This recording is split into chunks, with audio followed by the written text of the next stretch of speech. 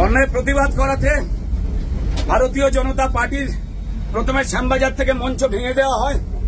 যেভাবে তারা মানুষের আন্দোলনকে, মা বোনেদের রাত্রিবেলার আন্দোলনকে দুষ্কৃতি ঢুকিয়ে আর্জি করে ভাঙচুর করিয়ে বন্ধ করবার চেষ্টা করছিল।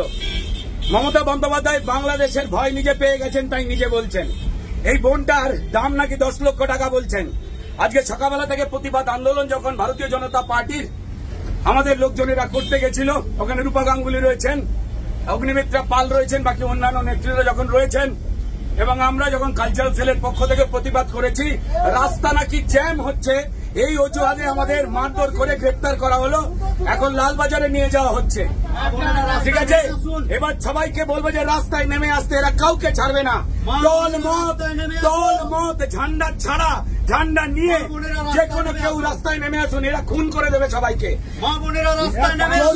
জোর করে একটা মেয়েকে মেরে তথ্য প্রমাণ লোপাট করার সময় এত পুলিশ ছিল না যত পুলিশ মানুষের মুখ বন্ধ করার চেষ্টা করছে।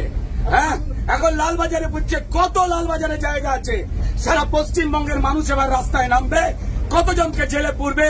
অপদার্থ মমতা বন্দ্যোপাধ্যায়, অপদার্থ মুখ্যমন্ত্রী, অপদার্থ স্বাস্থ্যমন্ত্রী, অপদার্থ পুলিশ মন্ত্রী এবং তার সঙ্গে বিনীত গোয়েল, যিনি ক্রাইম লোপাট করবার বিরাট চেষ্টা করেছেন, তারা সবাই মিলে এই ষড়যন্ত্র করে করবার চেষ্টা করছেন। প্রমাণ মুছে দিয়েছেন যাতে সিবিআই এর খুঁজে পেতে কষ্ট হয়। কেউ ছাড় পাবেন না, সবাই গর্জে উঠুন।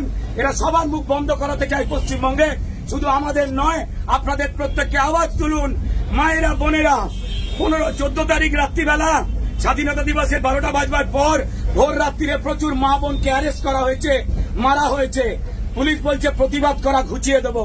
মমতা বন্দ্যোপাধ্যায়, রাস্তা আপনার পৈতৃক সম্পত্তি নয়। এরা ভয় দেখানোর চেষ্টা করছে, ভয় পাবেন না। একদম রাস্তায় নামুন, প্রতিবাদ করুন।